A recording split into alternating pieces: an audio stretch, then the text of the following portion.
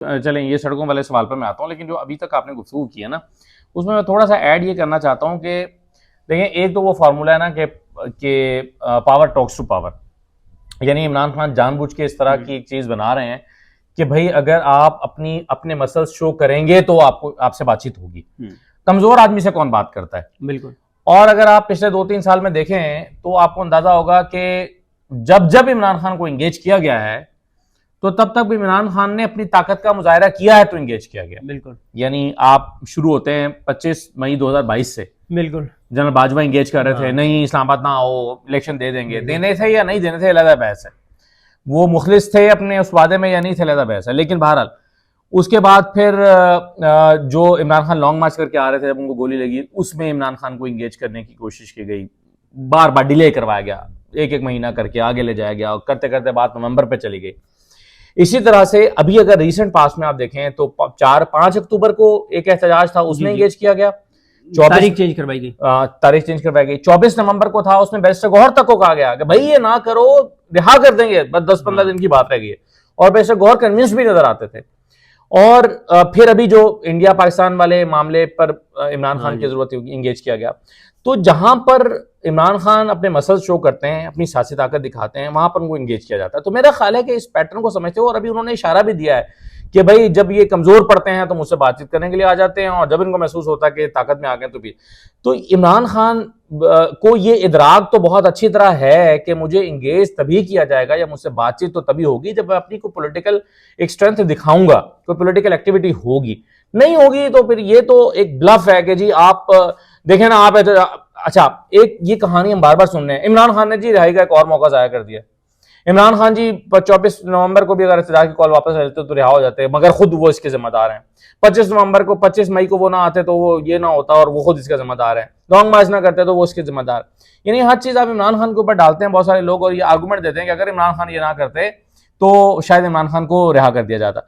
लेकिन दरअसल इमरान खान को भी इस बात का अंदाजा, और हमें भी अंदाजा हो रहा है, और जाहिर है इमरान खान को सबसे अच्छा अंदाजा है कि अगर जो है वो ये ना हो रहा होता तो इमरान खान से कोई बातचीत ही शायद बात ही ना कर रहा होता। तो इस बात का तो उन्हें इदराक हो गया। लेकिन अब मेरा सवाल यह है कि इस नहज पर लेकर जाना मामले को, कि पहली दफा उन्होंने बुशरा बीबी के हवाले से बार बार वो बता रहे हैं, पहली दफा उन्होंने ट्वीट की, उन्होंने कहा कि बदला लिया जा रहा है, फिर उन्होंने कहा, फिर नाम बताया, जुल्फी बुखारी के जरिए पैगाम भेजा गया था ताकि उनकी बात में स्ट्रेंथ पैदा हो, ताकि पता चले कि हवाई बात नहीं की, बंदा है, मौजूद है जिसके जरिए पैगाम आया था। वो ये बात बार बार कह रहे हैं, फिर वो अल्फाज जंगल का बादशाह और कर्नल साहब और ये वो सारी चीजें वो कर रहे हैं इमरान खान। अब सवाल ये पैदा होता है कि अपना ये एग्रेशन वो पहले भी शो कर चुके हैं, उस एग्रेशन के नतीजे में इमरान खान को सिर्फ इंगेज किया गया, बातचीत हुई, नतीजा खेज नहीं हुई। अब कैसे नतीजा खेज हो सकती है? बिल्कुल आपने दुरुस्त कहा, और मैं आपको बताऊं कि इमरान खान ये जो कर रहे हैं ना, मैं इसको फ्रस्ट्रेशन नहीं समझता, मैं इसको वो जो आपने कहा ना कि वो अपने मसल्स दिखा रहे हैं, वो बता रहे हैं कि मैं किसी बात से खौफज़दा नहीं हूँ। मुझे बताएं, अगर पीटीआई का बाहर बैठा हुआ एक रहनुमा समझता है कि ये जो कुछ इमरान खान कह रहे हैं और जिस नहज पे चीज़ों को ले गए हैं तो खुदा न खास उनकी जान को खतरा हो सकता है, तो क्या ये इमरान खान को नहीं पता? भाई अगर वो फ्रस्ट्रेट है तो फिर वो कोई और, फिर वो पसे पर्दा या बेस्ट अवेलेबल ऑप्शन ही है इमरान खान के पास, ये भी तो हो सकता है ना। ठीक है, अच्छा, तो इमरान खान ये जो एग्रेसिव वो चीजें शो करवा रहे हैं, वो बता रहे हैं कि भाई गेम मेरी खत्म नहीं हुई, हमारी गेम खत्म नहीं हुई, अभी भी मैं ही हूं। ठीक है, समरियाल के इलेक्शन में तो उन्होंने शो भी कर दिया। बिल्कुल। अब मेरी ना तहरीक इंसाफ के एक रहनुमा रूपोश हैं, मेरी उनसे बात हो रही थी, तो मैं क्योंकि असल में ना मैं यही कोशिश कर रहा था कि पता करूं कि भाई तैयारियां किस हद तक हैं तहरीक इंसाफ की, जो कहा जा रहा है ईद के बाद सड़कें गर्म होंगी है वो। तो एक रूपोश रहनुमा से बात हो रही थी, तो उन्होंने मुझे कहा कि मैंने आपका लास्ट व्लॉग देखा और मुझे बड़ा एतराज़ है, आप मुझे उन्होंने कहा आप कह रहे हैं कि बड़ा माहौल बनेगा ईद के बाद और ये वो। उन्होंने कहा कि इंटरनल मैं ये चीज़ नहीं देख रहा। ठीक है, उन्होंने कहा लोग तैयार ही नहीं है, यानी कि लीडरशिप तैयार नहीं। उन्होंने कहा कि दो इश्यूज हैं। उन्होंने कहा एक ये है कि पहला सवाल है कि क्या लोग निकल सकते हैं? बिल्कुल निकल सकते हैं, ये नहीं है कि नहीं निकल सकते या नहीं निकलेंगे। उन्होंने कहा पहला सवाल ये है। दूसरा सवाल ये है कि क्या पीटीआई की लीडरशिप निकालना चाहती है? उन्होंने कहा नहीं निकालना चाहती। तीसरा उन्होंने कहा कि अच्छा जो पीटीआई की अवेलेबल लीडरशिप है क्या लोग इन पर एतमाद करते हैं? बिल्कुल नहीं करते। उन्होंने कहा कि फिर कैसे होगा? उन्होंने कहा कि अगर इमरान खान की बहन अलीमा खान या कोई वो लीडर लीड करे जिस पे लोगों को एतमाद हो कि यार ये धोखा नहीं देगा, ये एक एंड टाइम पे छोड़ के नहीं चला जाएगा, तो लोग निकलेंगे। ठीक है, और ये एक आखिरी आपको मोमेंटम बना के निकलना पड़ेगा। दूसरा उन्होंने कहा, वही बात उन्होंने भी की कि उन्होंने कहा कि इंटरनल क्राइसिस बहुत है जिसको एड्रेस कोई भी नहीं कर रहा, जो इंटरनल उन्होंने कहा सोशल मीडिया के ऊपर देखें जितनी लड़ाइयां चल रही हैं आपस में।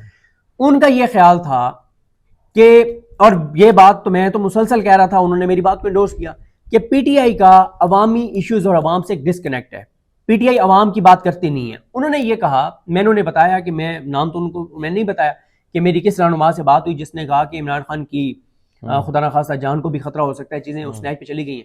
उन्होंने मुझे कहा कि पीटीआई जो कुछ करना चाहती है ना ईद के बाद, इस हुकूमत और इस निजाम ने अपनी हमाकतों से पीटीआई को ग्राउंड बना के दे दिया है, अब पिच बना के दे दी है, बेहतरीन पिच बना के दे दिया है, अब सिर्फ पीटीआई ने खेलना है हिकमत के साथ। मैंने कहा जी कैसे?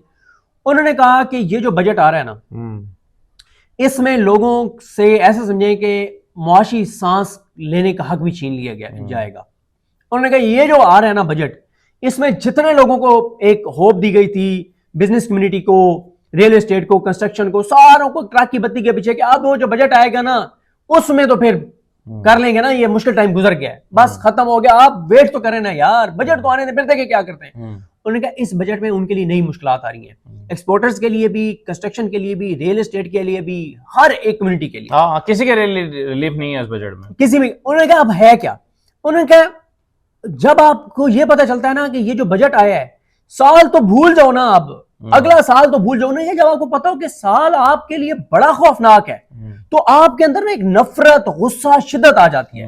साथ उन्होंने कहा कि किसान जो है वो पहले भी मुश्किल में था, वो एक फसल, दूसरी फसल, तीसरी फसल, चौथी, उन्होंने कहा उसका भी सब कुछ खत्म हो गया। बल्कि मैं आपको बताऊं, मैं एक दोस्त से बात हो रही थी, वो ये काम करते हैं कि वो जानवर छोटे शहरों से खरीदते हैं और बड़े शहरों में आके बेचते हैं। तो वो जानवर लेकर आए मियाँ वाली साइड से, तो उन्होंने ना घाटे में जानवर बेचे। तो मैंने कहा यार मेरी बात हुई, तो मैंने कहा क्यों घाटे में बेचे आपने?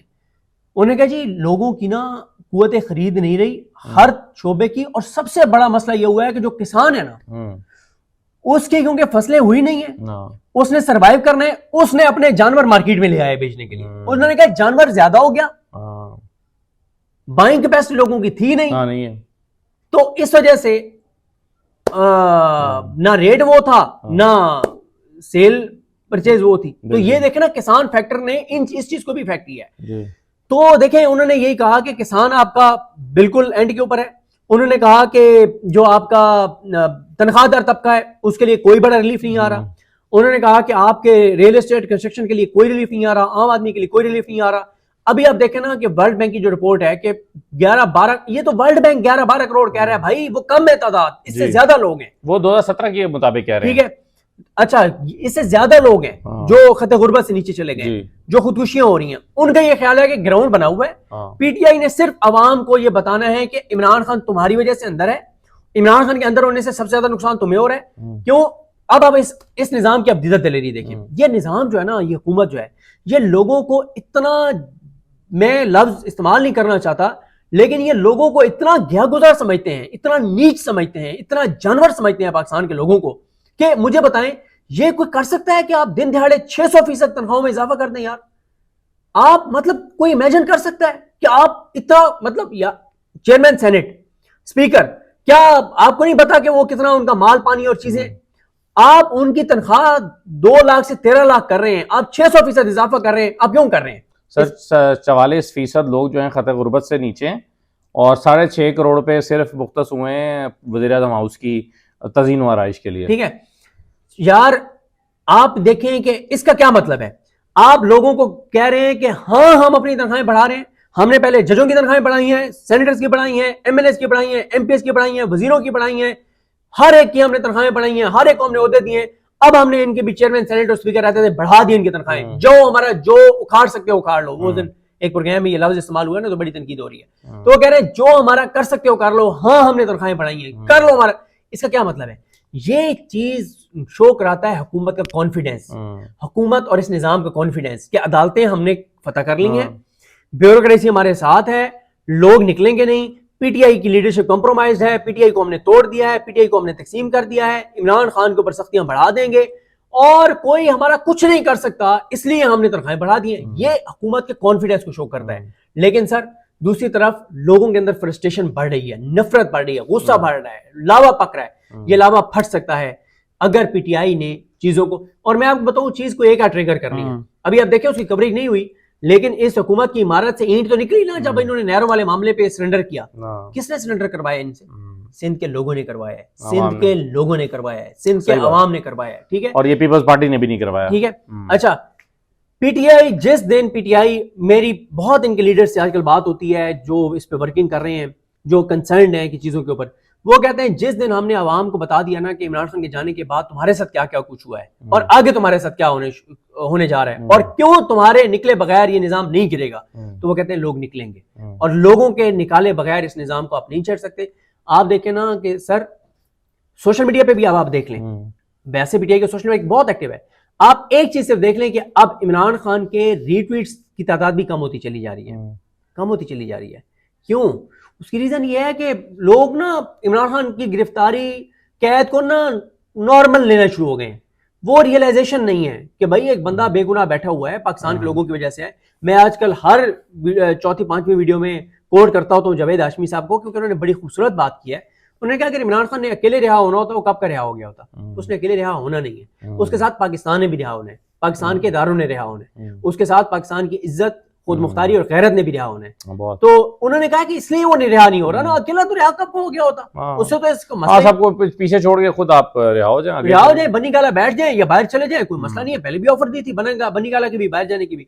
इमरान खान चाहता है कि पाकिस्तान भी साथ रिहा हो, पाकिस्तान भी आजाद हो, हकीकी आजादी, इसलिए इमरान खान रिहा नहीं हो रहा। बाल पीटीआई के कोर्ट में है, पीटीआई की लीडरशिप के कोर्ट में है। पीटीआई की लीडरशिप, वो जो मैंने जहां से शुरू किया था, अगर वो बहुत से महाज इस निजाम के लिए खोल देती है, लोगों को बताती है कि तुम्हारे साथ ये हुआ है और तुम्हारे साथ ये होने जा रहा है और इमरान खान तुम्हारी वजह से जेल के अंदर है और तुम्हारे बाहर निकलने से इमरान खान रिहा होगा और इमरान खान के रिहा होने से तुम्हें क्या फायदा होगा, तो लोग निकलेंगे, वरना मुश्किल है। और फिर जब तक पीटीआई के वो लीडर्स लीड नहीं करेंगे जिन पे लोगों का एतमाद होगा, तो लोग रिस्क लेने को तैयार नहीं है। मुश्किलात इमरान खान साहब इसलिए बढ़ने जा रही हैं या बढ़ेंगी या बढ़ चुकी हों शायद, जिस तरह के उन्होंने ट्वीट्स किए, लास्ट 3-4 ट्वीट्स आपने देख लिए, जिस तरह से उन्होंने जो है वो ऐसी चीज़ें लिख दी पहली बार, आज तक उन्होंने वो बातें नहीं लिखी थी, जो उन्होंने लिख दी, जिसके बाद, और एक दफ़ा नहीं 2 दफ़ा लिखे, 2 बार लिखी है, जिसके बाद एक बात तो तय है कि इमरान खान अब इस लड़ाई को आगे लेकर जा रहे हैं। अच्छा, कुछ लोग कहते हैं कि ये इमरान खान फ्रस्ट्रेशन में कर रहे हैं, लेकिन मैं इससे इत्तेफाक नहीं करता। आपका क्या ख्याल है कि हिकमत अमली के तहत कर रहे हैं? मेरा ये ख्याल है, मैंने जो देखा है ना इमरान खान की, यानी देखें हम उस दिन, आपको भी याद होगा यकीनन, जिस दिन इमरान खान साहब के खिलाफ अदम एतमाद की तहरीक जमा हुई थी, उस दिन हम उनके पास बैठे थे, प्राइम मिनिस्टर हाउस में, प्राइम मिनिस्टर ऑफिस में, शायद प्राइम मिनिस्टर ऑफिस में, हम प्राइम मिनिस्टर ऑफिस में उनके पास बैठे थे, जब किसी ने आके उनको कहा कि सर वो तहरीक अदम एतमाद जमा हो गई अभी। तो उस दिन से लेके और आज के दिन तक शायद ही कोई दिन हो, शायद ही कोई इवेंट हो, इस दौरान अगर कोई खुदा न खास्ता कोई इमरजेंसी हो गई हो, 1-2-4 दिन काम कोई इधर उधर हो गए हो तो हो गए, वरना हमने एक एक चीज को बड़े करीब से देखा है। सही है। आप एक इमरान खान साहब की हिकमत अमली देखें कि जब जब ऐसा हुआ कि ऐसे लगा कि सब कुछ खत्म हो गया और इस निजाम ने पूरा कंट्रोल हासिल कर लिया, इस निजाम ने पूरा अपना जो है ना वो रोब दबदबा कायम कर लिया, हर चीज उनके कंट्रोल में, और अब तो चीजें खत्म हो गई हैं। यानी हम आपस में बैठ के बात कर रहे होते हैं कि अब चीजें खत्म हो गई हैं, इमरान खान के हाथ में कुछ नहीं बचा, बल्कि बहुत से लोग हमारे साथ बैठ के, और बड़े सेंसिबल लोग, मजामत करने वाले लोग, इनकलाबी लोग, वो हमारे साथ बैठ के बात करते हैं और कहते हैं यार इमरान खान को बातचीत कर लेनी चाहिए, इमरान खान को डील कर लेनी चाहिए, इसके अलावा कोई चारा नहीं है, हर चीज खत्म हो गई है। तो मैं अक्सर उनको कहता हूँ कि यार इमरान खान ने जिस दिन डील की, सबसे पहले तो आप उसके खिलाफ होंगे, सबसे पहले तो आप उसके ऊपर तनकीद करेंगे। वो कहते हैं नहीं यार, अब बात यह है कि चीजें ना इस निजाम ने जिस हद तक कर ली है ना, अब उसके पास इसके अलावा चारा नहीं है। कुछ लोग इस उसमें कहते हैं, जैसे हमारे दोस्त हैं, वो कहते हैं कि मेरी बीवी अक्सर कहती है कि इमरान खान को समझाओ कि ये कौम डिजर्व नहीं करती तुम्हारे जैसा लीडर। सही है, तुम आओ बातचीत करके जाओ, तुम क्या इस कौम के पीछे जेल में बैठे हो, ये सारी चीजें। बिल्कुल। अच्छा, अब मुश्किलात तो इमरान खान की इस वक्त तहरीक इंसाफ के जो अहम लोग हैं, जो बड़े सिंसियर है इमरान खान के साथ, चाबी वाले खिलौने की बात नहीं कर रहा, वो ये समझते हैं कि इमरान खान की मुश्किलात बढ़ने जा रही है। मैंने कहा अच्छा फिर क्या होगा? उन्होंने कहा कि हम इन मुश्किलात को रोक सकते हैं। कैसे? मेरी तो एक पीटीआई की लीडर के साथ बात हो रही थी, उसने मुझे कहा कि देखें जब आपकी किसी तगड़े दुश्मन के साथ लड़ाई होती है ना, बल्कि वो बड़ा इंटरेस्टिंग बता रहे थे, कहते हैं कि जिन लोगों ने अर्तोल देखा है ना, उस्मान देखा है, तो वो इस चीज को कहते हैं कि आसानी से समझेंगे। कहते हैं उसमें क्या होता था जब उनका दुश्मन से बड़ा तगड़ा मुकाबला होता था ना, बड़ी तगड़ी एक लड़ाई होने जा रही होती थी, वो क्या करते थे कि वो दुश्मन को ना 3-4 महाजों पे उलझा देते थे, 4-5 महाज खोल देते थे, इधर भी महाज खोल दो, उधर भी महाज खोल दो, उधर भी महाज खोल दो। उनका यह ख्याल था कि हम इमरान खान की जो मुश्किलात बढ़ने जा रही हैं या शायद बढ़ चुकी हों, उनको हम टाल सकते हैं अगर हमने इस निज़ाम के लिए मुख्तलिफ महाज खोल दिए।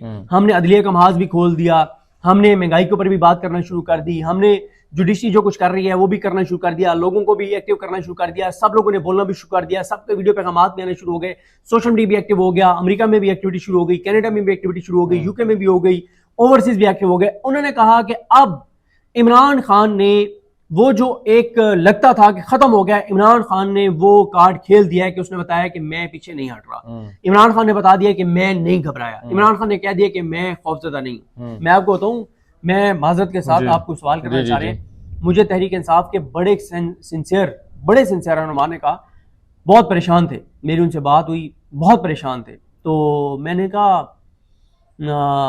आप बहुत अपसेट लग रहे हैं, कभी मैंने आपको इतना अपसेट देखा नहीं है। उन्होंने कहा कि 4-5 बार उन्होंने ना घुमा फिरा के बात की। मैंने कहा नहीं, मैं नहीं समझ रहा आपकी बात कि आप क्या कहना चाह रहे हैं। उन्होंने मुझे कहा कि यार मैं ये बात जबान पे लाना भी नहीं चाहता था ना, ठीक है। उन्होंने मुझे कहा कि तुम्हें पता है कि मेरा इमरान खान से किस तरह की मेरी वाबस्तगी है, और तुम्हें यह भी पता है कि मैं हमेशा होपफुल रहा हूं कि नहीं नहीं ये कर देंगे वो कर देंगे।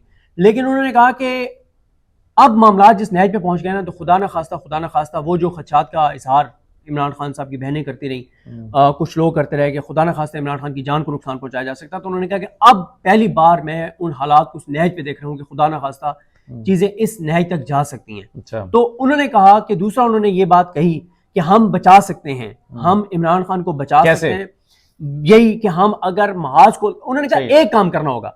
उन्होंने कहा कि हम में से हर एक को इस मुल्क के साथ और इमरान खान के साथ वफा करनी होगी, हर एक को अपना किरदार अदा करना होगा। फिर दूसरा उन्होंने कहा यही बात जो मैंने आपको कहा कि हम महाज अगर खोल दें फिर ये निज़ाम उलझ जाएगा इधर उधर, अगर हमने इस निज़ाम को सांस लेने का मौका दिया ना तो ये निज़ाम कुछ भी कर गुजरेगा इमरान खान के साथ। दूसरा उन्होंने कहा कि मैंने कहा अच्छा बात तो हो रही है कि तहरीक इंसाफ एक्टिव होगी और जब ये नजर आएगा कि इमरान खान पर मुश्किलात बढ़ गई हैं। उन्होंने कहा कि यार देखें पीटीआई के अंदर इस वक्त जो तंजीमी सूरत हाल है ना, वो शायद आप लोगों के, उन्होंने कहा कि सही नोटिस में नहीं है। उन्होंने कहा कि जो ओवरऑल जो सोशल मीडिया हमारा है वो क्योंकि इतना एक्टिव है, इतने जानिसार हैं और इस तरह से एग्रेसिव हैं कि सोशल मीडिया ने तो ऐसा माहौल बनाया हुआ है कि क्या बात है, बड़ी जबरदस्त चीजें चल रही हैं। लेकिन वो कहते हैं कि अगर आप इंटरनल किसी से बैठे और पूछे ना तो आपको बताएंगे कि पीटीआई के अंदर इस वक्त सबसे बड़ा तंजीमी क्राइसिस है। वो कहते हैं कि उन्होंने कहा दोनों चीजें एक साथ हो रही हैं। एक तरफ इमरान खान की जिंदगी के सबसे मुश्किल दिन आ गए, इमरान खान की, उन्होंने कहा कि पॉलिटिकल लाइफ नहीं, पॉलिटिकल लाइफ तो उनकी 96 में शुरू हुई। उन्होंने कहा इमरान खान की जिंदगी में, उनकी जिंदगी के सबसे मुश्किल दिन इमरान खान की जिंदगी के आ गए। और दूसरा उन्होंने कहा कि इसी तरह से जब से उन्होंने तंजीम बनाई है तो जाहिर है पीटीआई बनने के बाद से भी जो वक्त है तो उसका मुश्किल तरीन वक्त आ गया। और साथ उन्होंने कहा कि पीटीआई बनने से लेके आज तक अगर पीटीआई के ऊपर सबसे ज्यादा किसी मौके पे क्राइसिस था तो इंटरनल, तो वो भी इस वक्त है, इंटरनल लड़ाइयों की वजह से। उन्होंने कहा कि ऐसे ऐसे लोग हैं, कहते हैं कि मैं आपको नाम बताऊं तो आप यकीन नहीं करेंगे, इसलिए कहते हैं कि मैं आपको नाम बता नहीं रहा, कहते हैं आप यकीन नहीं करेंगे कि वो बंदा भी इंटरनल पॉलिटिक्स कर रहे हैं इस वक्त और पार्टी को कमजोर कर रहे हैं। उन्होंने मुझे बताया कि कोई एक्टिविटी थी यूथ की किसी शहर में, तो कहते हैं कि उस बंदे ने वहां फोन करके कुछ लोगों को रोका था कि तुमने इसमें नहीं आना, कि आपको कहते हैं वो बंदे का नाम बताऊं तो आप कहेंगे कि मैं बिल्कुल यकीन नहीं कर सकता कि वो बंदा ये काम कर सकता है। कहते हैं इस हद तक इंटरनल हालात खराब है। अब उनका ये ख्याल है, अब तीनों चीजों पे आते हैं सीक्वेंस के साथ। पहला ये है कि वो कहते हैं कि मुश्किलात इमरान खान की बढ़ने जा रही है और चीजें इस नहज पे भी जा सकती हैं, खुदा ना खास्ता कि उनकी जान को भी खतरा है। और वो कहते हैं पहली बार मैं कन्विंस हूं इस बात पे। कहते हैं आज तक मैं ये कहता था कि सवाल ही पैदा नहीं होता कि इमरान खान को कुछ किया जा सके। दूसरा वो कहते हैं कि हम इमरान खान की जिंदगी को, बाकी तो अल्लाह के हाथ में चीजें हैं, लेकिन हम जो एक इंसानी जदोजहद के जरिए कर सकते हैं, हम इमरान खान को रिहा भी करवा सकते हैं, बचा भी सकते हैं, उसकी मुश्किलात भी कम करवा सकते हैं, डुएबल है। लेकिन साथ ही वो कहते हैं कि जो मैं इंटरनल क्राइसिस देख रहा हूँ, मुझे ये मुश्किल लग रहा है जब तक 5-7 लोग एक्टिव होकर इंटरनल लड़ाइयां खत्म नहीं करवाते। और वो कहते हैं 24 घंटे में इंटरनल लड़ाइयां खत्म हो सकती हैं। वो कहते हैं कि 4-5 बंदे, आरिफ अलवी साहब समेत 4-5 बंदे एक्टिव हो, वो एक्टिव होकर सबको कॉल करके सिर्फ इतना बताएं कि इमरान खान के साथ ये होने जा रहा है, फैसला तुम्हारा है, तुमने इमरान खान और पाकिस्तान के साथ खड़े होना है या तुमने अपनी ये सारी जो इंटरनल पॉलिटिक्स है वो करनी है। सही है। आप आ जाए उस पॉइंट के ऊपर। ये जो कहा जा रहा है कि पीटीआई जो है ना वो सड़कें गर्म कर देगी और ये कर देगी वो कर देगी,